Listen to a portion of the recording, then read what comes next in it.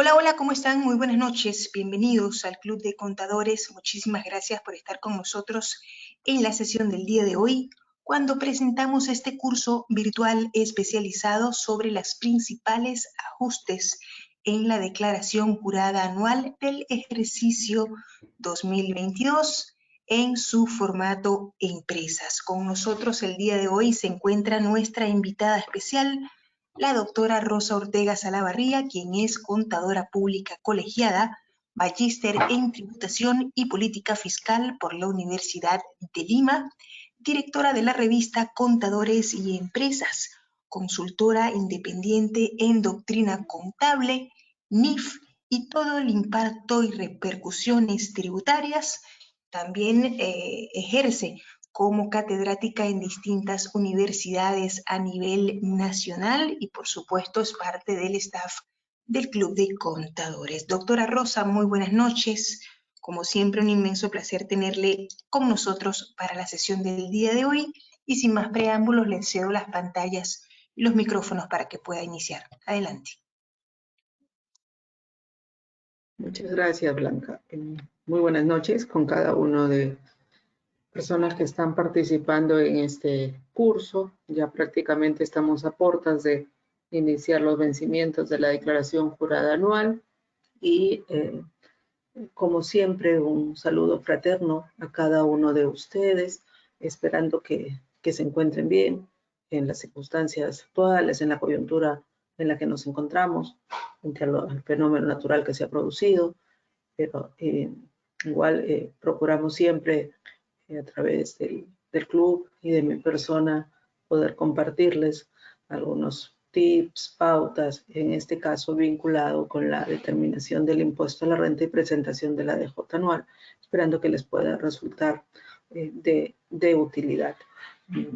Vamos a ver en la primera parte algunos tips vinculados justamente con la determinación del impuesto a la renta empresarial y luego iremos ya al tópico de ajustes bajo un supuesto específico y que a veces en los cursos de impuesto a la renta no se incide mucho, pero que es un tema muy, muy importante y que tiene que ver con ajustes por diferencias entre el tratamiento contable y tributario y que pueden determinar adiciones y deducciones.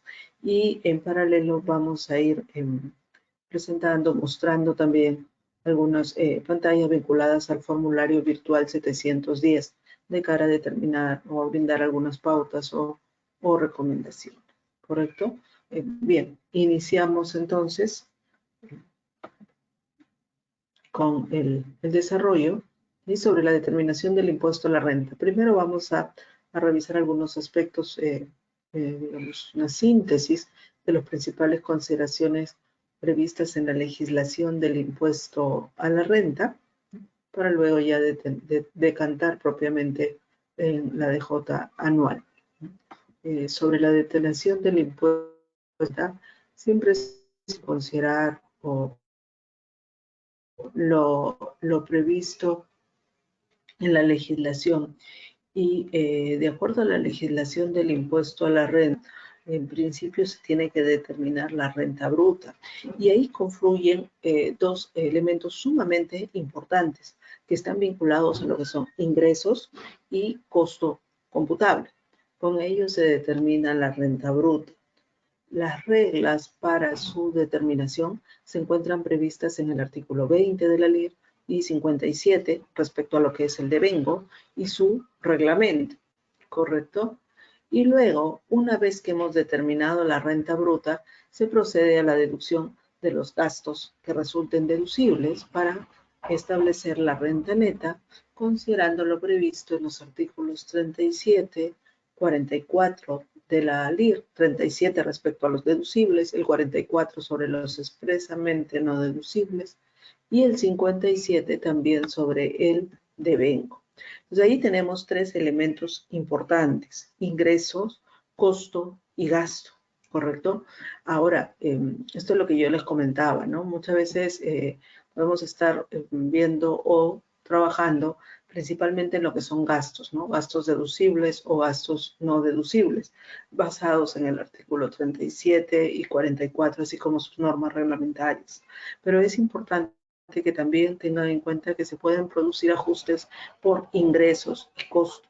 Ahora, estos conceptos, ingresos, costo y gastos, son conceptos de raigambre contable, correcto, de raigambre contable. Entonces, ahí, por ejemplo, podrían haber procedimientos que resulten diferentes o tratamientos diferentes entre lo previsto en las normas contables versus la legislación tributaria, y que según ello pueden originar ajustes, ¿correcto? Ajustes que se tendrán que plasmar también para determinar la renta neta.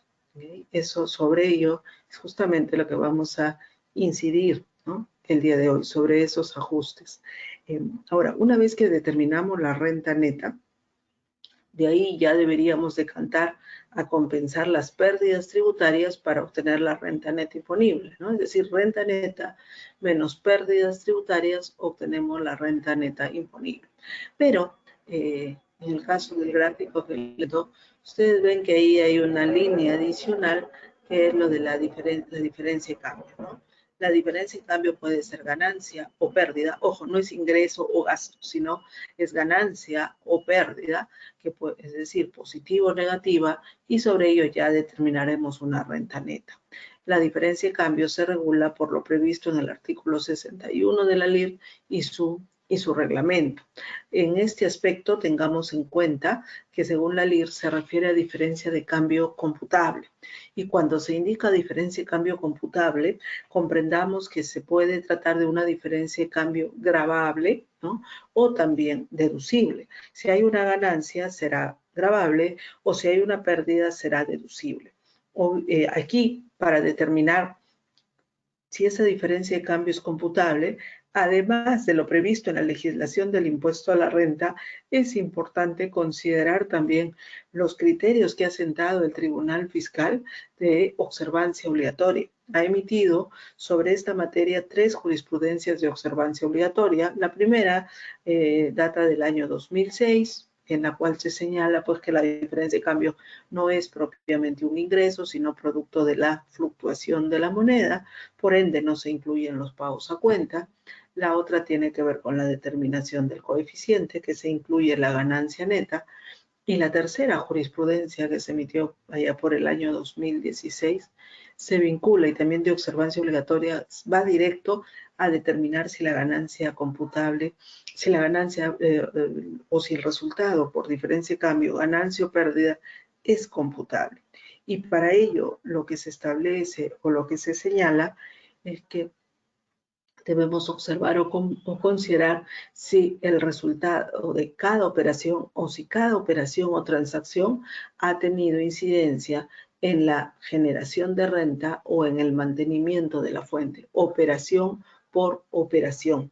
Entonces, cuando nosotros tenemos que determinar qué es lo que ocurre en la práctica muchas veces, ¿no? Y seguramente en la fecha en que nos encontramos, en la cual ya los estados financieros están prácticamente elaborados o con un avance importante. Por ejemplo, lo que siempre se realiza al final del ejercicio a nivel contable, y según la NIC 21, es actualizar los saldos, ¿verdad? Nosotros actualizamos los saldos ¿de qué? De las partidas monetarias. Cuando nosotros actualizamos los saldos de las partidas monetarias, llámese caja bancos, cuentas por cobrar, cuentas por pagar comerciales, entre otros rubros, puede producirse diferencias de cambio. Entonces ahí, en esa actualización de saldos, por ejemplo, la diferencia de cambio que se genera puede ser una ganancia o pérdida. Habrá que analizar según esta jurisprudencia respecto de cada operación. Entonces, la complicación que surge según una cuenta por cobrar o por pagar, muchas veces lo que tenemos es un saldo final. Entonces, a veces en la práctica esto no es sencillo, no es simple. Advierte complejidad para identificar qué operaciones o cuál ha sido el origen de esos saldos para determinar el tratamiento. En algunos casos son operaciones específicas, no advertirían complejidad, pero en otras sí podría ser complejo, ¿no? Lo que sí no se aplica es para los saldos de caja y banco, por ejemplo, porque ahí en ese supuesto siempre la diferencia de cambio es computable, ¿no? Considerando pues que el dinero es un bien fungible. Entonces ese es un tema importante ahora de cara al 2022, ¿no? Por ejemplo, ¿qué pasaría si una empresa es accionista de otra empresa, una empresa domiciliada es accionista de otra empresa domiciliada y se acordó pagar dividendos y la empresa accionista al cierre del ejercicio tiene una cuenta por cobrar por dividendos, ¿no? Y es en moneda extranjera. Tiene una cuenta por cobrar por dividendos y se encuentra en moneda extranjera. Entonces nosotros esa cuenta por cobrar, como es una partida monetaria, la vamos a actualizar al cierre del ejercicio, ¿no? Porque está pendiente de cobro, ¿correcto? La vamos a actualizar por diferencia de cambio, ¿no? ¿Qué pasaría si al actualizar ese saldo de cuenta por cobrar por dividendos, cuando actualizamos esa partida monetaria, miren ustedes, ¿qué pasaría si se genera una pérdida por diferencia de cambio, ¿no? La pregunta sería, ¿esa pérdida sería deducible? O por el contrario, ¿qué pasaría si se generara una ganancia? ¿Esa ganancia sería computable? Entonces, ¿a qué tenemos que ir? Al origen. ¿Y cuál es el origen? Si es una empresa que ha registrado una cuenta por cobrar dividendos, se entiende que también ha registrado para fines contables un ingreso, ¿verdad? La pregunta es, ¿ese ingreso que ha registrado la empresa está grabado? Nosotros sabemos que los dividendos es un concepto inafecto, ¿correcto? Es un concepto inafecto. Entonces, si es un concepto inafecto, no grabado, entonces la diferencia de cambio no será computable. ¿Eso qué significa? Que si hay una ganancia, habrá que deducirla. Y si hay una pérdida, habrá que adicionarla, porque se vincula con una operación que ha generado un ingreso no grabado, ¿correcto? Ahí ya de suyo tenemos, miren ustedes, un ajuste a realizar y que tendremos que plasmarlo, ¿no? En la declaración jurada, ya sea como adición o deducción según corresponda, ¿correcto? Ya sea como adición o deducción según corresponda. Entonces, ahí vamos a ver, ¿no? Estos tipos de ajustes específicos, distintos, que pueden surgir o que se pueden generar, ¿ok? Una vez que ya tenemos la renta neta, incluyendo el efecto de la diferencia de cambio, deducimos las pérdidas tributarias y con ello llegamos a la renta neta imponible, ¿no? Para determinar la tasa del impuesto a la renta. Ese es el procedimiento, vamos a decir, a nivel legal que se establece, ¿no? Luego vamos a ver en la práctica cómo lo realizamos, pero recordemos ello, ¿no? Y lo que les quiero mencionar, nosotros podemos tener ajustes que sean adiciones o deducciones, ya sea por ingresos, ¿no? Ingresos gravables, costo o gastos, ¿correcto? No solo nos debemos concentrar en lo que son los gastos, ¿ok? Ahora, me permito mencionarles que muchas veces estos supuestos de mirar o analizar principalmente lo que son los gastos, muchas veces eso se genera también por la propia declaración jurada anual, ¿ok? Por ejemplo, aquí he pasado al formulario, ¿no? Entiendo que lo pueden ver, el formulario, ¿ok? Blanca, confírmame si se puede ver el formulario, por favor. Voy a ir interactuando durante la sesión siempre entre el PPT y el formulario, ¿no? Para que ustedes lo puedan ver, ¿sí? Blanca, ¿me confirma si se puede ver el formulario al cual he cambiado ahora? Ok, espero que se pueda ver. ¿Sí? Entonces estamos aquí, por ejemplo, y cuando determinamos el impuesto a la renta, Blanca, ¿me puedes confirmar si se ve el formulario? Please.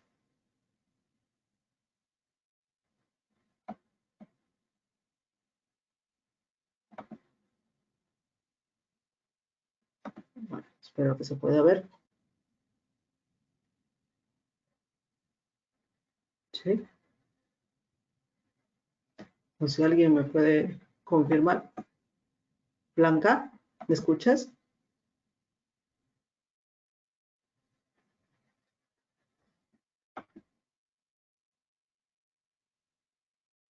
No sé si me escucha.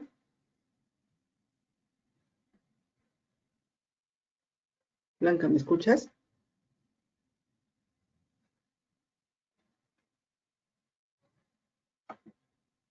Bien, espero que se pueda, si alguno me puede confirmar también, si se puede ver lo que estamos compartiendo, si se me está escuchando.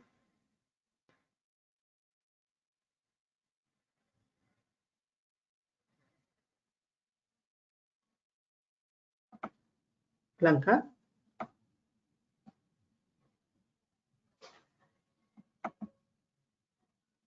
Ok. A ver, vamos a esperar un momento, no sé qué está pasando.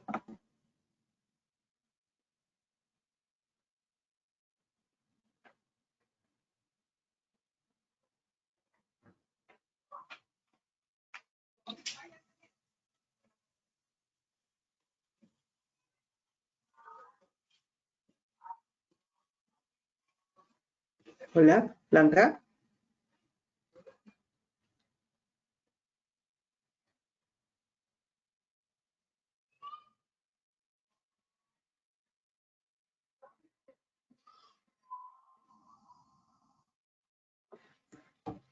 Ok, espero que se esté escuchando. En todo caso, lo que les quería mostrar o comentar era que aquí, como pueden apreciar, y esto es lo que muchas veces nos lleva un poco a veces a concentrarnos principalmente en gastos, si es cierto, luego vamos a ir revisando algunos ejemplos en particular, es que tenemos aquí, por ejemplo, cuando nosotros vamos al rubro de adiciones y lo mismo para deducciones, la relación que se muestra a detalle se vincula principalmente con el artículo 37, ¿correcto? Como ustedes pueden ver.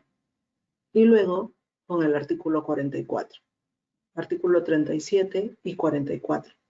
Principalmente ese es el supuesto. Considera algunos otros, pero principalmente está centrado en artículo 37 y 44 más algunos otros supuestos.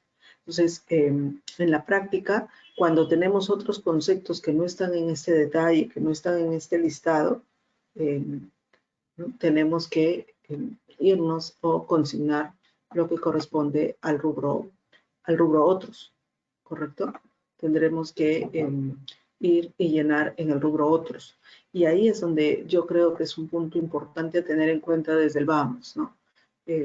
Propio formulario, ¿no? Y a veces me he permitido sugerirlo, es que se adecue o se modifique, considerando el tema de otros ajustes que pueden